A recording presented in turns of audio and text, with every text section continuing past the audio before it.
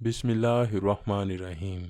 हज़रत ज़ैनब बिनते जहश रज़ी अल्लाह ताला अन्हा के वालिद का नाम जहश बिन रयाब था, जो कि कबीला बनी असद के चश्मो चराग थे। आपकी वालिदा का नाम उमैमा बिनते हज़रत अब्दुल मुत्तलिब था। यानी हज़रत ज़ैनब बिनते जहश नबी आखिरुज़्ज़मां सरवरे कायनात हज़रत मोहम्मद सल्लल्लाहु अलैहि वसल्लम की फूफीज़ाद बहन थी। हज़रत ज़ैनब बासत से 10 साल पहले नबी करीम सल्लल्लाहु अलैहि वसल्लम की फूफी उमैमा बिनते हज़रत अब्दुल मुत्तलिब के घर पैदा हुई। पैदाइश पर आपका नाम बर्रा रखा गया, लेकिन जब आप ईमान ले आईं तो नबी करीम ने आपका नाम ज़ैनब रख दिया और आपने नबी करीम के साया शफकत में तालीम व तरबियत हासिल की। हज़रत ज़ैनब बिनते जहश नहायत दीनदार, परहेजगार, रास्तगोई, सदका देने और अपने अजीज़ो अकारब का ख्याल रखने वाली खातून थी।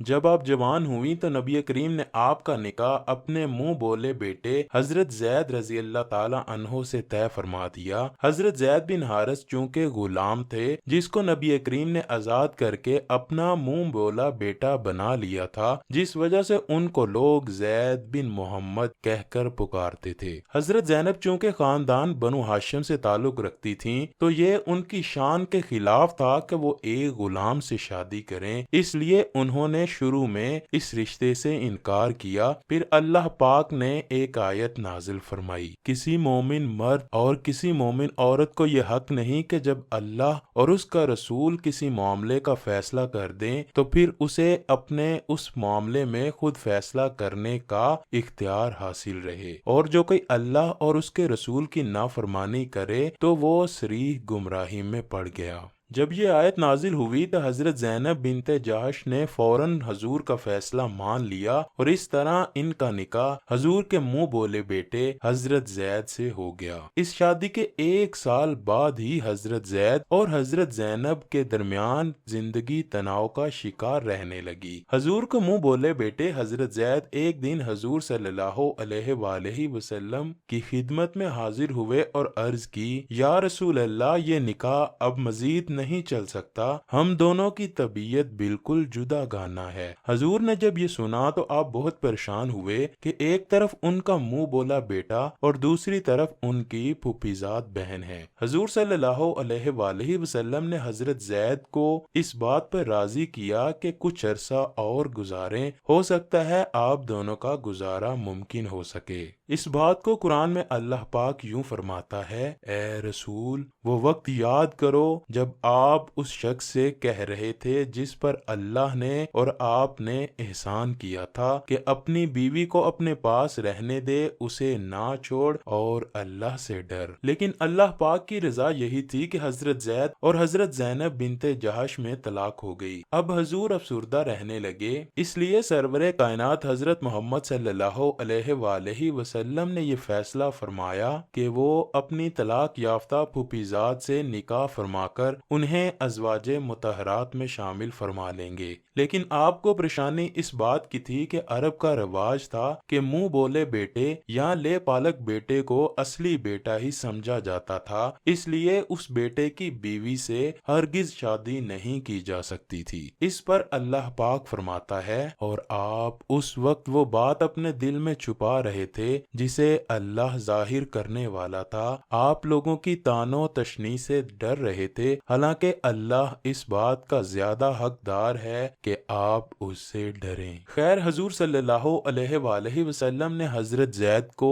हजरत ज़ैनब के पास अपने रिश्ते के लिए भेज दिया। हजरत जैद पर्दे में रहकर हजरत ज़ैनब को हजूर का पैगाम दिया कि अल्लाह के नबी आपसे निकाह करना चाहते हैं। हजरत ज़ैनब के लिए ये खुशी और गमी की बैक वक्त खबर थी। खुशी इस बात की कि अज़वाजे मुतहरात में शामिल होना दुनिया का सबसे बड़ा एजाज है, और गम इस बात का कि मैं तो हजूर के मुंह बोले बेटे जैद की तलाक याफ्ता हूँ, पूरे अरब में ये बात फैल जाएगी। खैर, हजरत ज़ैनब हजरत जैद से फरमाने लगी, मैं बगैर इस्तिखारा के इस बात का फैसला नहीं करना चाहती। ये बात जंगल की आग की तरह पूरे मदीना में फैल गई कि मोहम्मद सल्लल्लाहु अलैहि वसल्लम वसल्लम ने अपने बेटे की बीवी को निकाह का पैगाम भेज दिया है। मुनाफिकीन और दुश्मनान रसूल ये कहने लगे कि ये हजरत ज़ैनब और हजरत मोहम्मद सल्लल्लाहु अलैहि वसल्लम की मोहब्बत ही थी कि जिसकी वजह से हजरत ज़ैनब ने